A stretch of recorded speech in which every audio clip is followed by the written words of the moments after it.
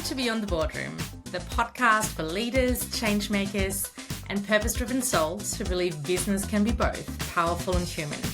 I'm your host, Jen Demiri, founder of JD Consulting, culture shaper, connection creator, and champion for authentic, connected leadership. Here we go deeper than metrics and meetings. We explore the real stories, raw moments, and bold ideas that shape how we lead and who we become in the process. From workplace culture to conscious strategy, from self-leadership to systems that truly serve, this is where heart meets business. So grab a coffee, take a breath, and join me as we go beyond the boardroom. Welcome back to Beyond the Boardroom, leading with purpose and connection. Today's episode is one that may challenge traditional ideas of productivity, leadership, and what it really means to build sustainable success. My guest today is Lucy Bloomfield, the founder of Magic Marketer, a marketing app designed for busy professionals who want to build their personal brand without it consuming their entire day. With more than a decade in e-commerce and direct-to-consumer marketing, Lucy has scaled multiple 6- and 7-figure brands and consulted with organizations including Australia Post. She's known for her unconventional results-driven approach to marketing that cuts through noise with strategic, authentic content. But today's conversation goes deeper than marketing. We're going into territory that some might call unconventional.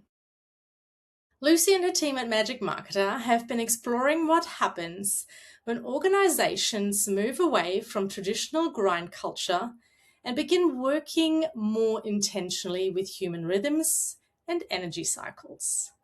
We're going to talk about concepts like cycle syncing, human design and onboarding, and even moon cycles, and how these can be applied practically inside organizations.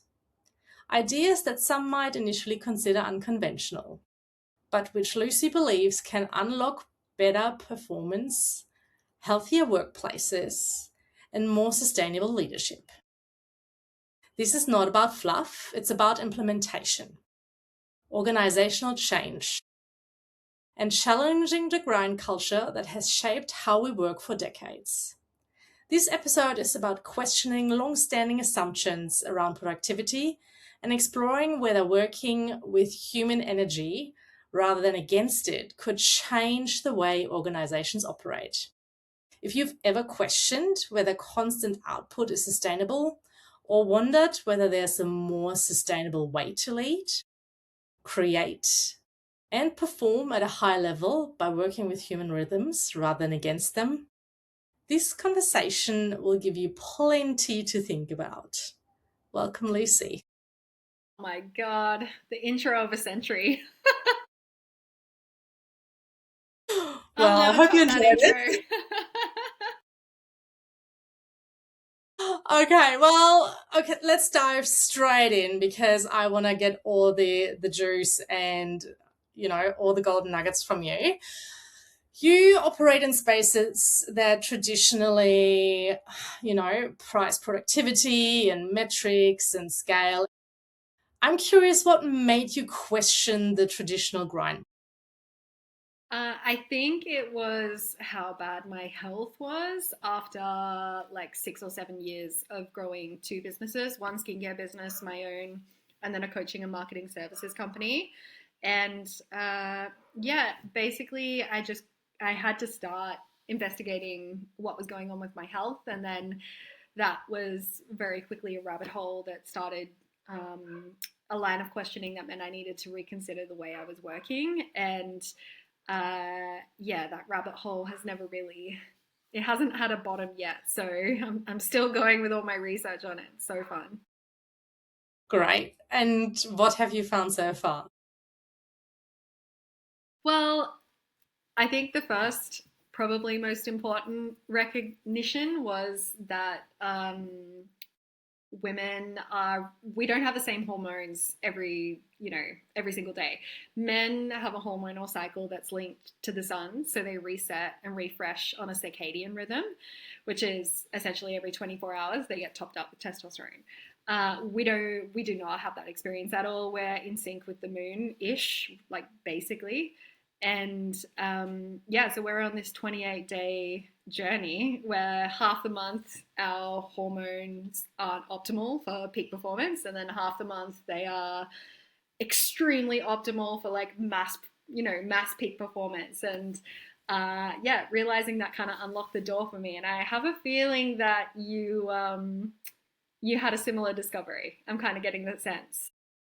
Yeah, I mean, I'm still exploring how I can, work even better with my cycle. However, I definitely can see the differences at different times of the month in terms of energy levels. There are parts where I'm more creative, where I just want to, design or cook or, yeah, just follow something creative. And then there's some where I'm just really focusing on strategy and really trying to develop a strategy that I can then implement when sort of I'm ready for that from a cycle perspective. I'm still learning that and I'm still working with that. And I'm really, really excited to dive even deeper into that. Yeah, cool. Well, I think that was kind of the big, yeah, like groundbreaking moment for me, because up to that point I've been absorbing like all the business guru advice, which is just like grinded out, Gary Vee, Hormozy, love those guys. But like I actually physically can't grind it out anymore without, becoming infertile and disrupting my cycle and all this stuff.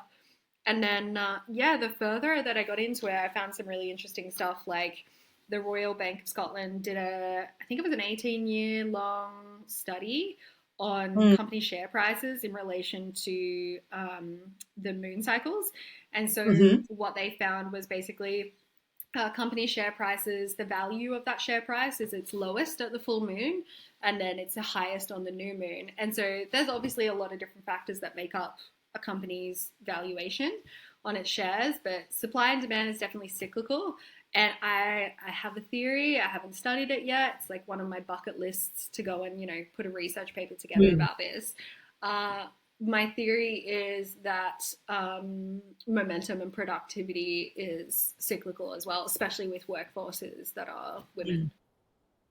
Mm. Yeah, I mean, f- personally, I think when it comes to productivity, there is only so much output you can give without, recharging or refueling. I mean, at the end of the day, your car can only run on petrol for so many kilometers until you have to refuel it. So, Mm-hmm. at the end of the day, that's the same with us humans. We have to refuel and recharge somehow, and just giving is not an option, in my opinion. No, unfortunately not. I'd love to. Like I love to give, but yeah, there's a limit. There's limits. Yes, yes. So for people who immediately hear words like moon cycles and human design and mentally switch off, what are they actually missing?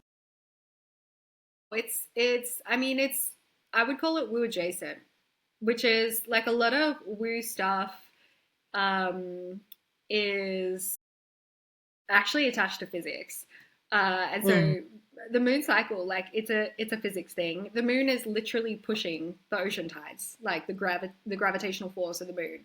And so if you Google like moon force, moon gravitational force, animals effects, you'll see a heap of documentation and literature around how the moon's driving breeding cycles and the moon's driving, agricultural productivity. The moon is driving farming growth. Like farmers use the moon. It's in farmers' almanacs to drive ROI basically on, growing plants and things like that. But for some reason, when you Google, moon's impact on humans, there's like a definitive statement from the scientific community that it doesn't have any impact at all on us, which I think is just so interesting because it's literally moving the largest body of like mass, the ocean, but allegedly not impacting us, which I find kind of hard to believe. Well, especially considering that, I mean, back in the day when we lived in tribes, in tents before we had houses, everything was evolving around the moon, the nature, the stars. Everything evolved around that. People used plants for medicine compared to what they do today. Yes, as you were saying, in terms of farming, there were certain times where people planted the seeds. Even while we're talking about cycles, the 4 seasons, summer, autumn, winter, and spring, there are 4 seasons, they're cyclical, right? So, most baby animals are born in spring, and harvesting happens in autumn. So it's all cyclical from that perspective as well. So at the end of the day, we are impacted, and ignoring that fact that it may not be applicable to just us as humans is then a little bit egotistical, in my opinion. I know, I was just about to say that. I'm like, it's quite egoic, really, isn't it?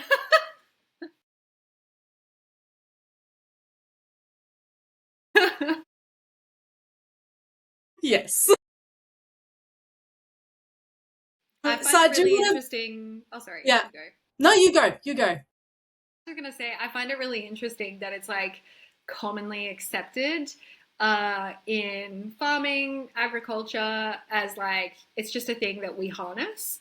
Mm. And even a ton of financial services firms, like JP Morgan is probably the only firm that actually talks about it, and they don't even really talk about it, but they have custom softwares built where they're tracking planetary movements and they're timing financial decisions based on that. Obviously the moon's not a planet, but it is like a mass that's orbiting Earth and it's impacting things here. Mm. And so there's all these industries that are like, yeah, I mean, this is a thing. Like, we are definitely using this. But then you start going outside of those industries where they're actually harnessing it, and you start saying, hey, like, the moon's impacting share prices. Like, do you think we should be tailoring marketing to that to capitalize on it? And it's like, where's your proof? And it's like, oh my God, there's so much proof. Like, what do you mean? Yeah. Yeah, that's interesting. Mm, Now, I do want to tie the cycle thinking back a little bit into leadership. So, what yeah. does that mean for you in a leadership or workplace context? Yeah, so the way that I went, once I got into this rabbit hole and kind of started studying it a lot, the way that we restructured the business, I was doing sales calls like 6 days a week, 2.5 years straight, like 6, 7, 8, 9 hours a day, depending on the day. And so we completely restructured the growth process in our business to be aligned when our employees were basically more hormonally inclined to produce bigger results. Now, keeping in mind, I had mostly women in my businesses, so like it made more sense. But yeah, we basically reorganized it like that. We started doing 2 week sprints and then 2 weeks kind of clean up and slowing down. And we were able to produce the same, if not more, results. And not even just internally, but for client results in the marketing services company. There were our kind of claim to fame in that marketing services company was that we could double your orders without ad spend. And we were specifically just applying pressure with the marketing, with offers and, all cool marketing advertising stuff. And able to get the clients really good results, just 50% of them. That's really cool. And I'm curious now. Yes, your sales team worked on their cycle to bring the business in.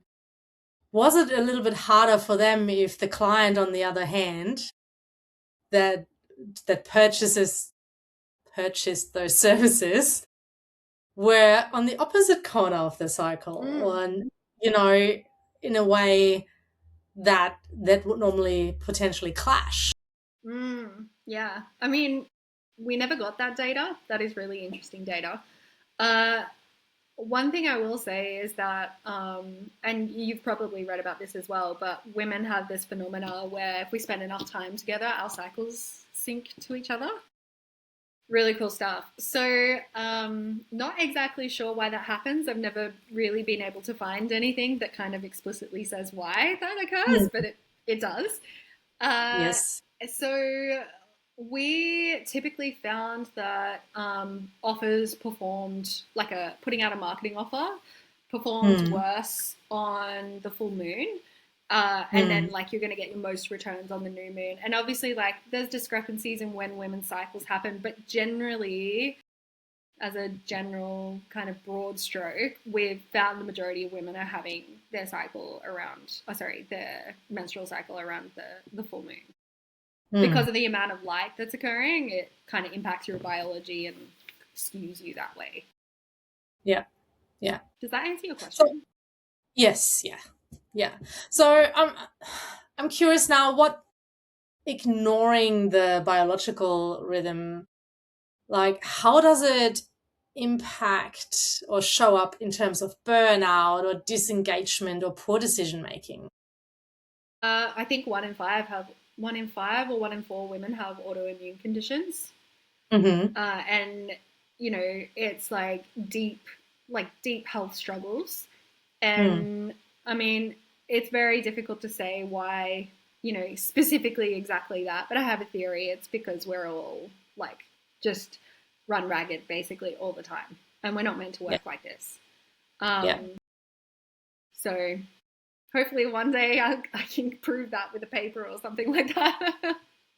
Well, I'm looking forward to that paper coming out. So when you've been consulting in other companies, I'm wondering if there has actually been any resistance when you were attempting to implement working with cycles. Have there been? And if there were, what were sort of the main challenges that you faced? Well, there's quite a lot of challenges actually. Not with women. Women get it. Obviously, because we're on a 28-day cycle, so we know what it's like to not be as effective 50% of the month. But I would say a lot of organizations led by men are like, huh? Why would we do that? And they just don't have the same lived experience. So a lot of the times we wouldn't even mention, like when I was selling marketing services, we wouldn't even mention that, you know, we were doing this cycle thing. We'd just be like, look at the results. How great is this? But if we were working with women, we'd be like, okay, this is how we're doing it. And people really love it. Yeah. Has that been your experience as well? Because I know you're kind of into this stuff. Yes. I mean, I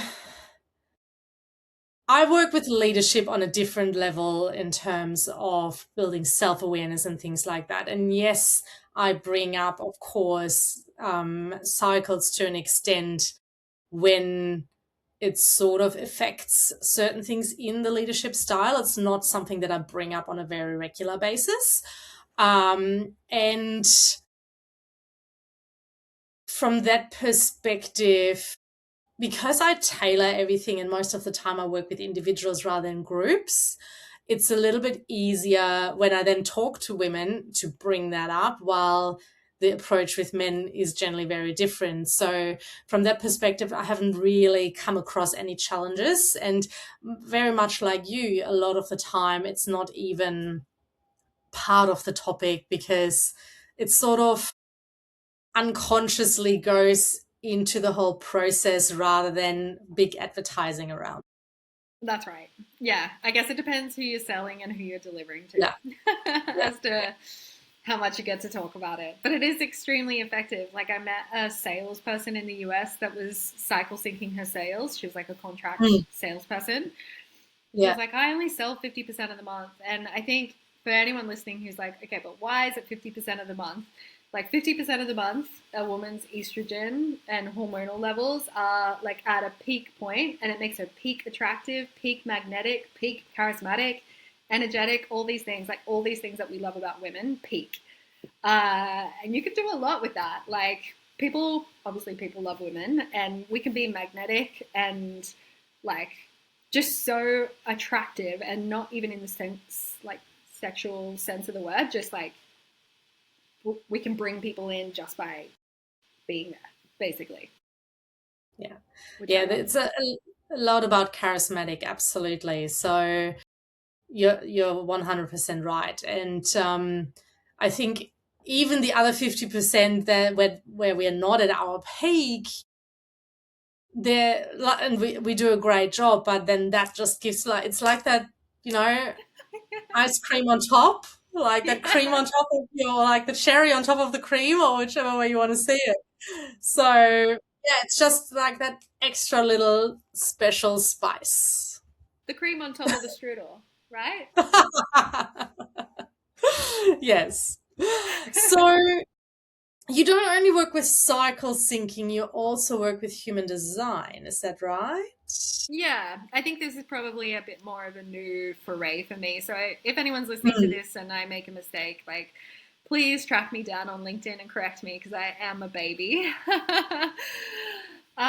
But it's definitely captured my attention from a personality type perspective. mm, Yeah, I think what I'm learning at the moment with Magic Marketer is because we're a marketing business, we need marketers. And marketer personality types are like very creative, a little bit zany, like quite visual, great communicators. And actually, there's a phenotype in human design called the generator, which is just someone who's really good at like mass creating things. And it's like, oh, that explains why I'm so good at marketing.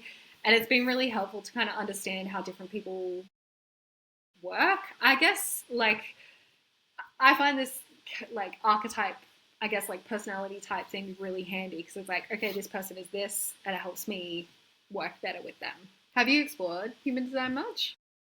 I have a little bit. So I do know Mm. that I'm a generator, and what you Cool. were saying about creativity and producing things on a larger scale is definitely one of my jams. Yes. Um, so especially when I am on that particular time of the creative cycle, I can just pump out creative things left, right, and center. So A hundred yes, percent. absolutely. Yeah. And I think, I mean, so many companies or organizations work with things like the DISC model or Myers Briggs, which from a typical corporate perspective may or may not work for them. Um, and I feel, though, that things like human design sometimes just explain a personality even better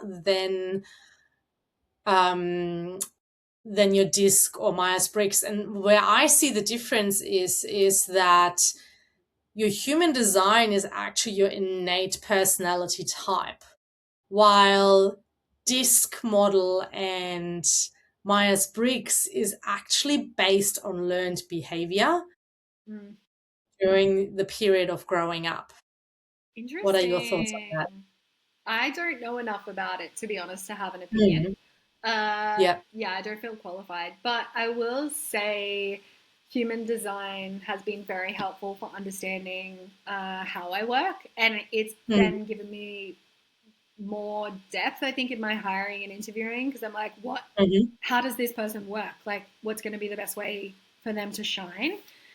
And the other thing that I kind of think about human design is that it's gained notoriety for a reason.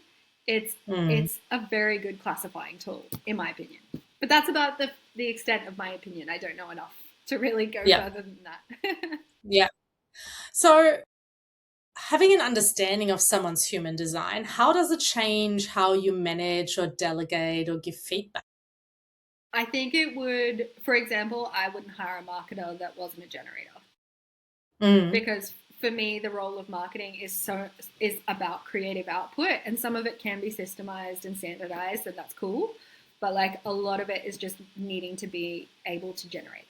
So mm, yeah, like it's kind of like it would be a qualifier as to whether I would go into like a cultural and technical interview with them about their marketing skills. Be like, mm. are you a generator? Okay, great. Let's have the rest of the conversation. That's how I see human design in like the hiring kind of process. Are you using it at all with your leadership consulting? I actually don't, Interesting. because that is an area that I know enough for myself and not enough to apply it in other areas besides everything else that I'm applying as well. And that doesn't mean that in future that may not be something that to look at for me, because yes, I do think it's a very interesting topic. I do believe, and I can see it in my friendship circles as well, between my manifesting generators or projectors and all the different types that they are manifestors. So I can definitely see the difference and also their strength in their own businesses or their workplaces or what they do at home. So I can definitely see the value in having that knowledge and understanding. And at this point in time, it's not implemented. And yes, I may later on along the line look at that. Yeah, cool. Interesting. Yeah. Yeah. I think it's starting to work its way into corporate Mm. and bigger businesses now. I know it's really popular in small business coaching, even like those spiritual woo circles as well. But yeah, it's nice seeing it start to move into pop culture now. I'm like, perfect. Everyone agrees. This is a great tool. Yeah. Yeah. And I do know some people that use it in their coaching when it comes to small business coaching, leadership coaching.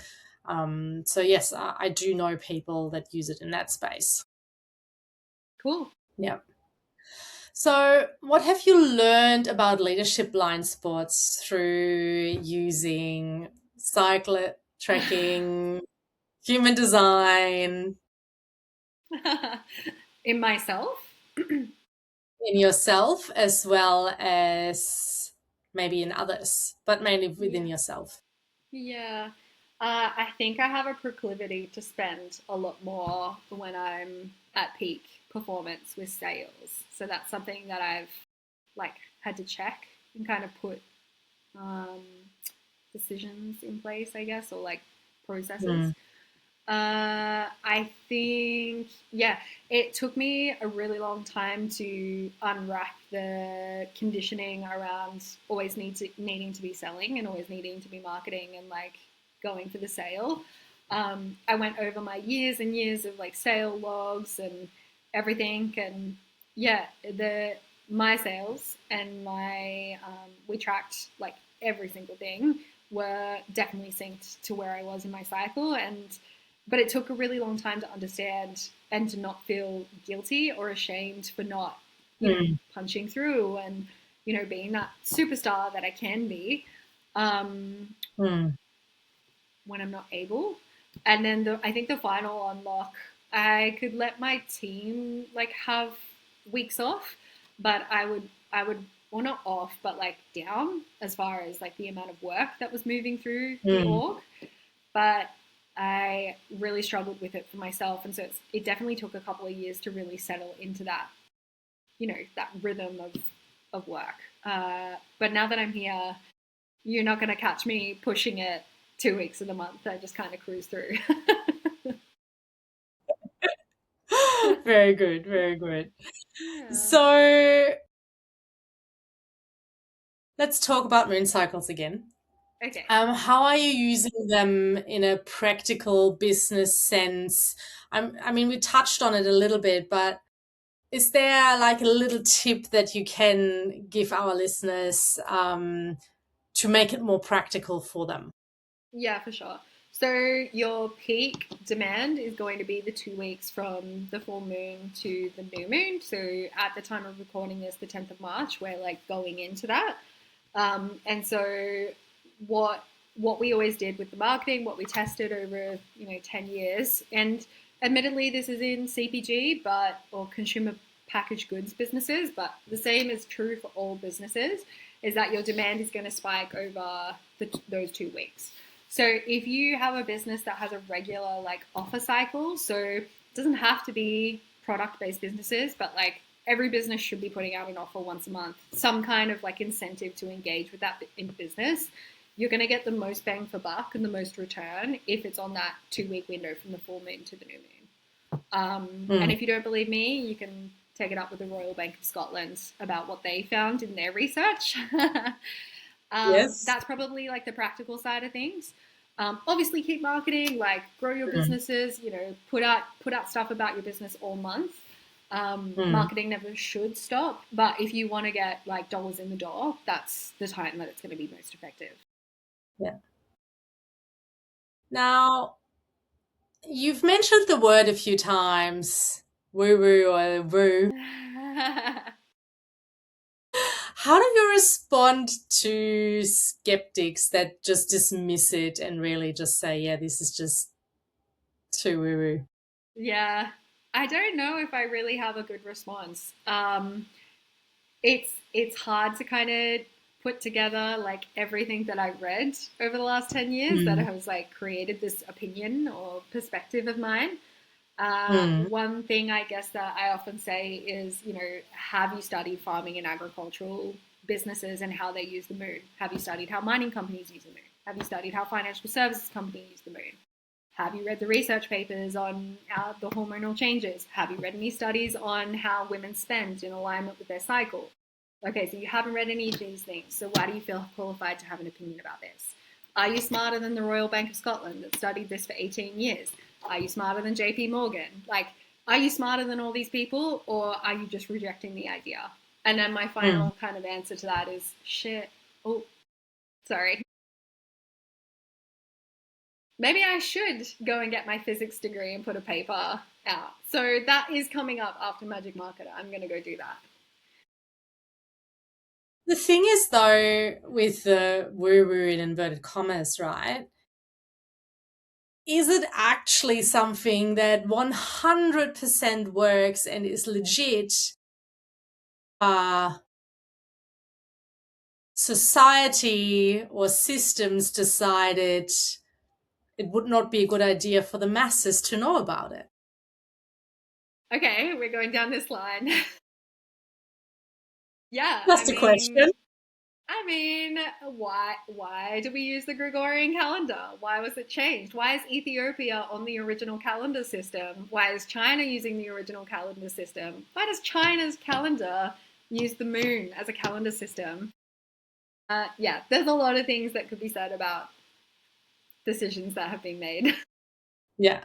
And for those who are unaware what it means in regards to the Gregorian calendar, having 12 months instead of 13 months with 28 days kind of situation that follows the moon cycle. China Lunar New Year being in February rather than on the 31st of December slash 1st of January. So, yes. Yeah, there's a lot. And Ethiopia is 7 years behind us, and they never changed off the original calendar system. So Yeah, right. That it's one I didn't know. it's very interesting. It's very interesting. Ooh, 7 years behind us now. That is interesting. Yeah. Just especially because of the number seven. Uh, all right. So, yes, I mean, we can go down further that rabbit hole, or we can just leave it here for the moment. Um, Now, how has all of this changed the grind culture for you, and how do you practically help businesses, including men, not just women, utilize those ideas to reduce the hustle and the grind and be more in flow and sync with their work? Mostly it's just about introducing the biological changes that we go through every single month, and that is in alignment with the moon, no matter what gender or sex you are. Yeah, we're exposed to more light coming into the full moon, so that means that our melatonin or our sleep hormone production is lowered. And nurses, teachers, prison guards will all kind of report that people get a bit crazy, kids get crazy around this kind of time. And yeah, you can like allowing that to kind of happen. People are sleeping less, they're producing less, and then stacking like the amount of work that gets done on the other side of that full moon. Sometimes I just find being aware that the lunar cycle is happening every single month is such a big step for people. You know, Mm. it's something that like I obviously track and am interested in, but a lot of people are just living without any kind of thought about it, and so just that in and of itself can make a really huge difference to a person, but also to an organization. Yeah. Yeah. Awesome. And what myths around productivity do you feel need to die? Oh, that's a really good question. Um, that it's possible to produce outcomes uh, all the time and uh, every day. I think, yeah, if you can be flexible with how and when outcomes are produced, you can actually get more by leaning into the lunar cycle. That's been my experience anyway. Like we genuinely, and other people would never really even talk about this, but in our original marketing service, like being able to promise, guarantee in the contracts that we can double the revenue, for XYZ months just by leaning into the cycle, like we contractified that because we were so confident in what was possible to achieve in that using Yeah, this. right. Yeah. So That's impressive. yeah, we had a really good process going. Yeah, Yeah. yeah.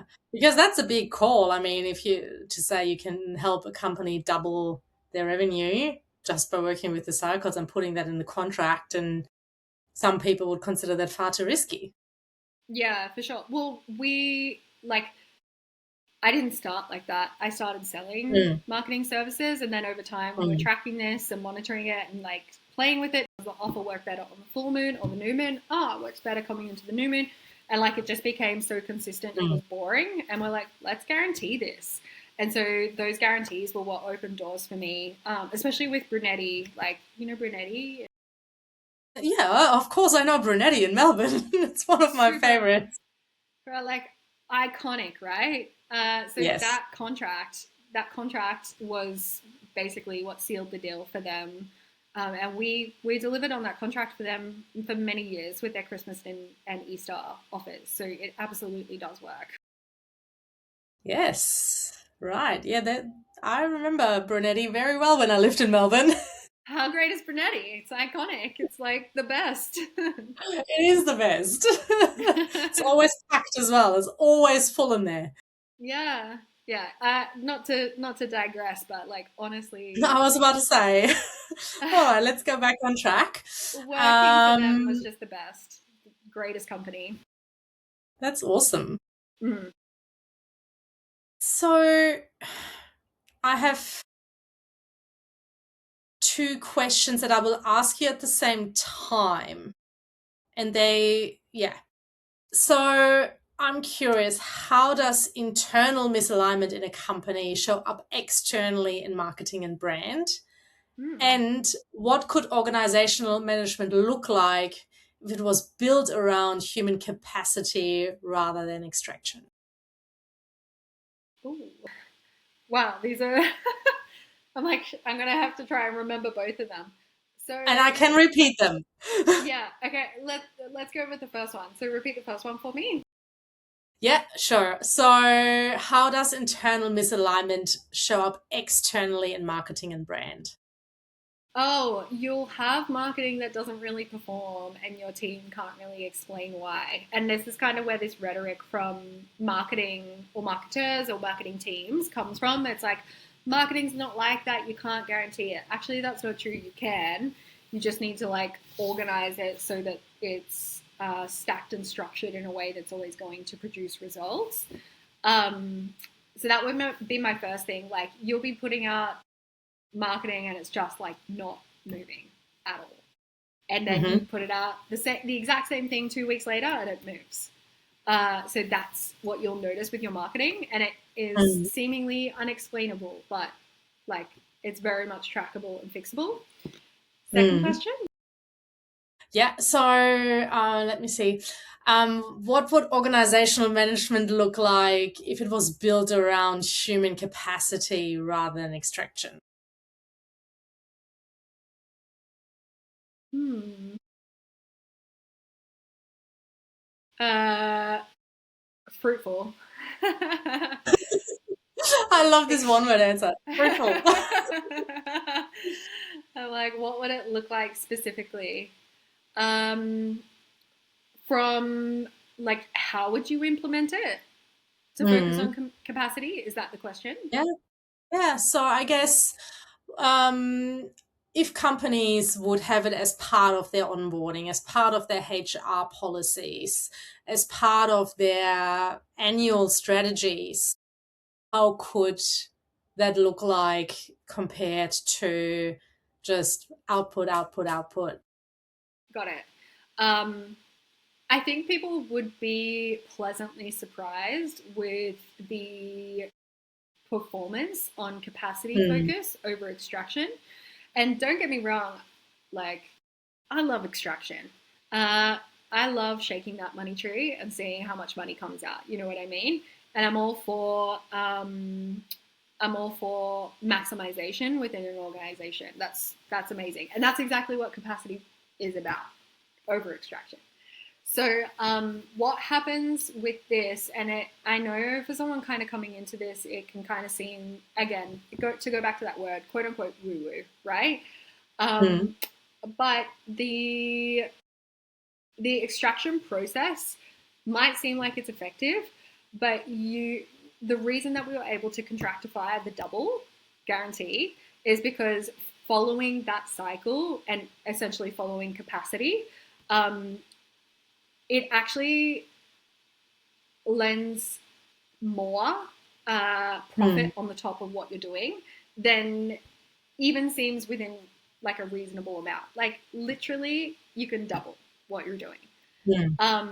And so I think how that would look is, it seems counterintuitive, but what we would do when we step into a big organization like Brunetti is we do track the annual cycle, and we basically study that 12-month top line revenue. And we see most businesses or most organizations will have 2 peak periods where the cash runs thin and fast. And then the other periods, the cash obviously is still coming in, but it's thicker and it's slower. And so what you can do with that alongside a monthly cycle is you can manage your resources so that energy and effort is conserved during I call it like the sludgier revenue months, and then energy is expended in enormous amounts on those months where the cash is really thin and more like liquid, basically. Is that like a good answer? I feel like might be okay. To me, it makes complete sense. So I trust the listeners will take something away from that. Okay, good. Yeah. I'm curious if a leader listening today is curious but a bit cautious, what's one low risk to experiment with cycle tracking? Okay, there's 2 things that you can do. One, turn on the lunar cycle on your Google Cal. So it's one of the settings inside your Google Calendar. It's actually kind of amazing how many calendar systems have it as an option. So Google Calendar has it. Turn it on, look for the next full moon, then tell your marketing team that you're going to be launching an offer in the 2 weeks after that next period. Whatever offer you've got going on from that month, like, it doesn't matter, but just see if it's better than the previous year. Because what we found is even when we had the exact same amount of traffic as the previous year, just putting it on that window improved performance massively. So it's just like a tiny little shift on when an offer goes live, but you'll see. And on the other hand, what mistakes should leaders avoid when bringing something this unconventional into their teams?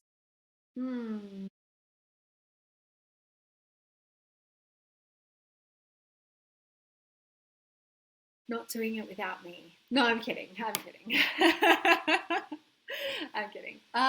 What mistake?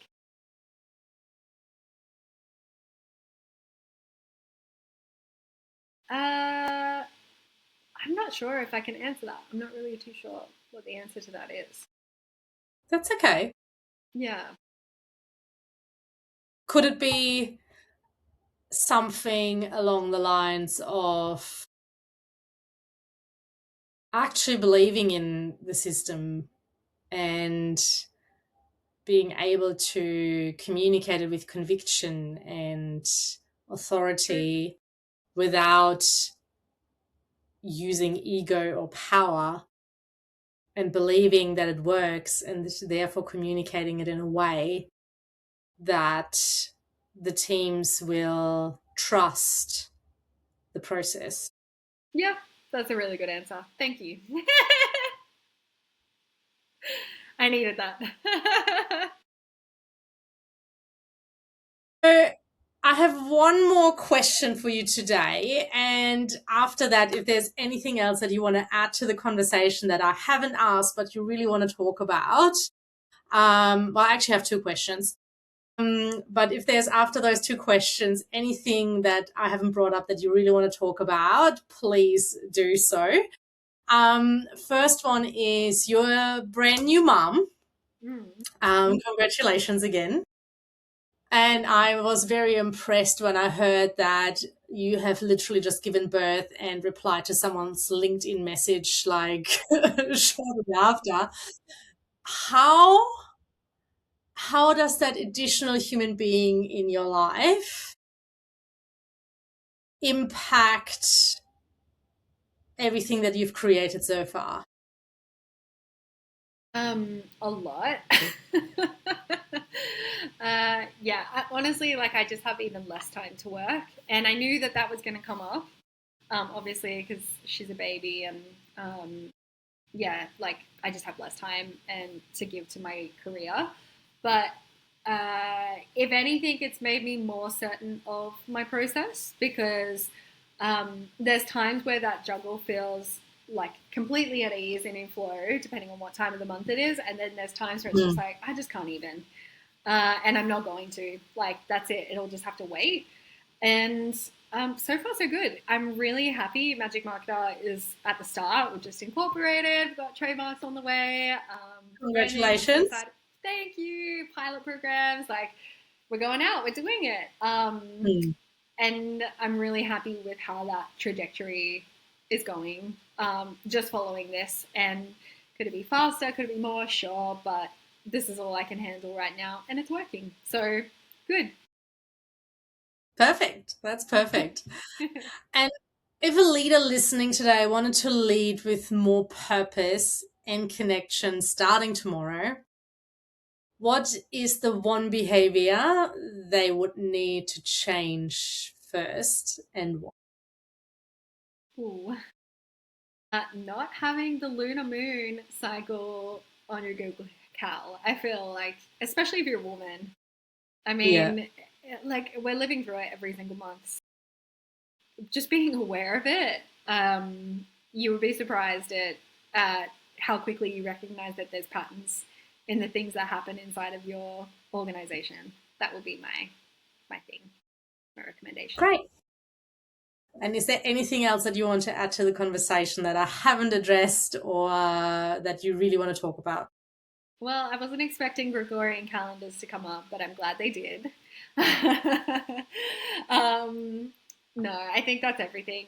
This is something that I'm really passionate about, and if anyone, a lot of my content on LinkedIn is very much in support of Magic Marketer, but I do know that in this lifetime I'll be getting my physics degree and submitting that paper. So yeah, come along with the journey. I'd love to connect with you, and if anyone needs any help with their LinkedIn, same, just give me a connect request or a follow. I'd love to hear from you. Perfect. And I will pop all your details into the show notes as well to make sure that people can find you. So yeah, I will add all of that, and people can reach out and connect and learn more about the cycle syncing as well from you and Magic Marketer. Thank you. Well, thank you so much for your time. I will let you get back to Magic Marketer and your little girl, and we speak soon.